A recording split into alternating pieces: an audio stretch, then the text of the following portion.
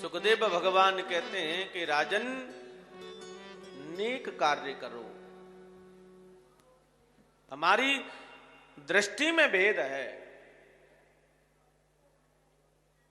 इसलिए सभी से प्रार्थना है, विशेष करके माताओं से प्रार्थना है, पूतना बनने की चेष्टा मत करो, यशोदा बनने की चेष्टा करो।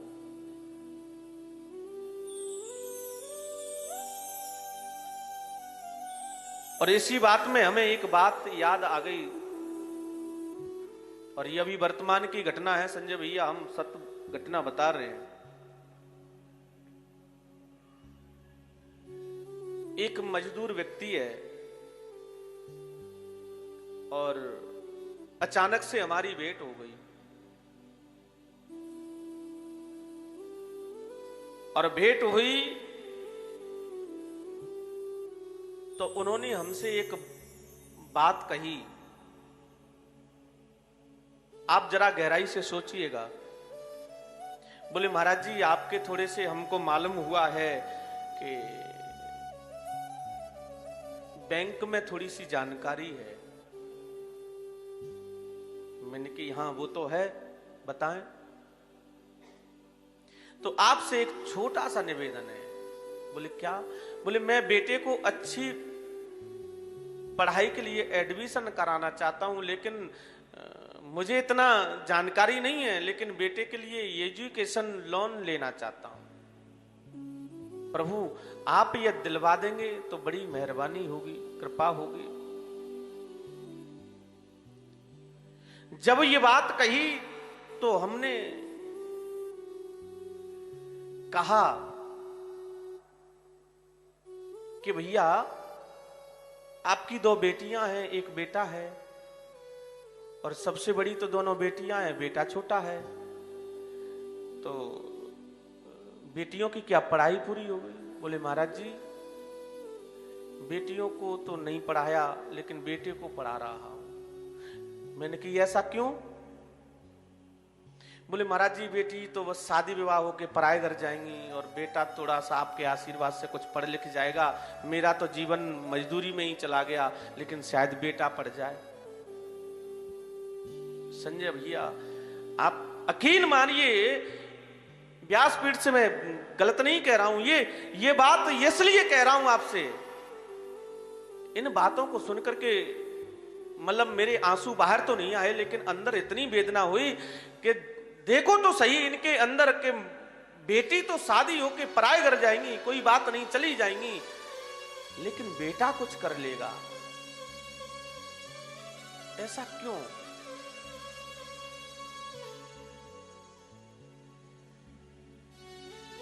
लेकिन ध्यान करना, मैं इसलिए आप लोगों को बताना चाह रहा हूं, हमारी एक संस्था है, ट्रस्ट है, वो गवर्नमेंट से अथॉरिटी है, जो कि इनकम टैक्स फ्री है, एटीजी के तहत है। और ट्रस्ट का मतलब ही ये होता है कि एक व्यक्ति कोई निर्णय नहीं ले सकता, सबकी सहमति से लेना चाहिए।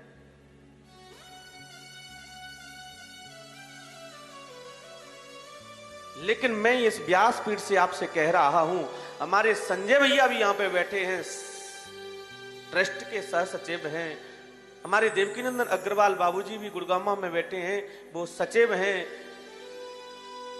और जो वर्तमान में कृषि पंचायत मंत्री थे नरेंद्र सिंह तोमर, उनके बुआ का बेटा जो धर्मेंद्र सिंह भदौरिया हैं, वो हमारे ट्रस्ट के कोषाध्यक्ष हैं। लेकिन आप सत्य मानिए, मैंने किसी को निर्णय नहीं लिया, किसी से नहीं पूछा, उसी वक्त ये कह दिया कि इन बेटियों को आप पढ़ाइए, और इन बेटी का जो भी फीस लगेगी हमारी संस्था वहन करेगी, लेकिन बेटियों को पीछे मत छोड़िए।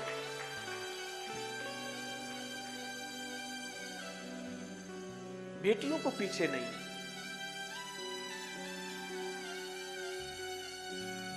और वो भी रोने लगा था हमको देख करके। बोले महाराज जी हमने तो ये सोचा ही नहीं था, लेकिन क्या करें, मजबूरी है। मुझे 500-600 रुपए मिलते हैं, कभी कभी तो ठेकेदार के चक्कर में पड़ जाते हैं महाराज जी, 6-6 दिन का पैसा भी नहीं मिलता है। अब बताओ मैं कैसे 3 बालकों की फीस। अगर हमारी इस माध्यम से, साधना टीवी के माध्यम से भी, विश्व मानव कल्याण सेवा ट्रस्ट यूट्यूब चैनल के माध्यम से भी जो भक्त सुन रहे हैं, जो कॉलेज स्कूल चला रहे हैं, उनको भी थोड़ी सी दया करनी चाहिए। ऐसे बच्चों के लिए निःशुल्क व्यवस्था रखनी चाहिए। जिनकी ज्यादा दयनीय स्थिति है, और ध्यान करना, शिक्षा से बड़ा दान कोई नहीं है।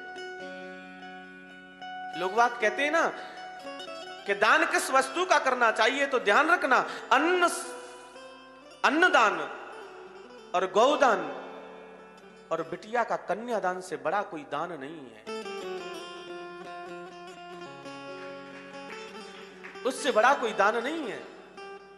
अगर हम अच्छा पहन रहे हैं, कभी कभी आपको आश्चर्यजनक लगेगा, मैं इसलिए कह रहा हूं, कथा सुनते हैं, लेकिन कथा के माध्यम से मैं बताना चाहता हूं कि मैं यदि 5000 का कुर्ता पहन रहा हूं तो आप मुझसे कहेंगे कि महाराज जी ये बढ़िया वाला कुर्ता लो, लेकिन मैं अपने जजमान, अपने भक्तों से यही प्रेरणा देता हूं कि वो कुर्ता मुझे आवश्यकता नहीं है, उस कुर्ता की तो उसको आवश्यकता है जिसके बदन पर, शरीर पर कोई एक फटा हुआ वस्त्र पहन रहा है।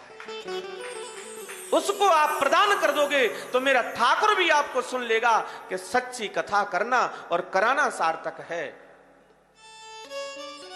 अगर मेरी सामर्थ्य है ठाकुर जी की कृपा से 5000 का पहनने की, तो मैं तो 10,000 का भी पहन सकता हूं, लेकिन उस बेचारे की सामर्थ्य नहीं है कि वो 100 रुपए की गंजी भी पहन सके। ठाकुर जी की कृपा से हमें सामर्थ्य बनाया है, तो प्रयास करना चाहिए। लेकिन हम लोग, बुरा मत मानना, हम लोग केवल दिखावे को ज्यादा मानते हैं कि वो बागड़ जी ने वहां कमरा बनाया है ना, तो वहीं हम बनाएंगे, चाहे वहां रुकने का भी किराया लगता हो।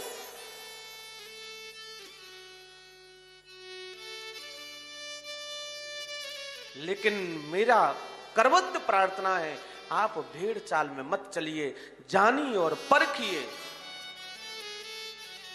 दान भी वहां देना चाहिए, वो दान का पात्र है या नहीं। कहीं ऐसा तो नहीं हमारे दान का दुरुपयोग किया जा रहा हो।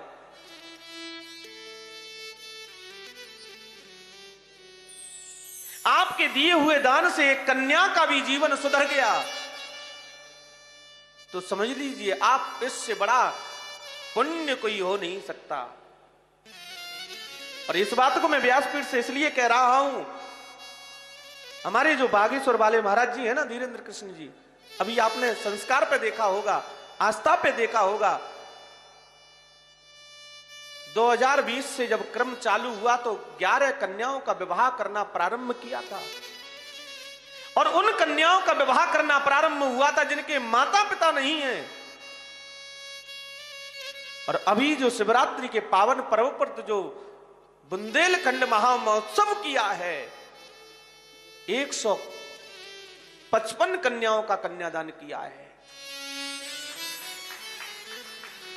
और संकल्प लिया है कि जो भी बागेश्वर धाम में चढ़ावा आएगा, मंदिर में चढ़ेगा, उससे उन कन्याओं के विवाह में लगाया जाएगा। ये होता है सच्चा संकल्प।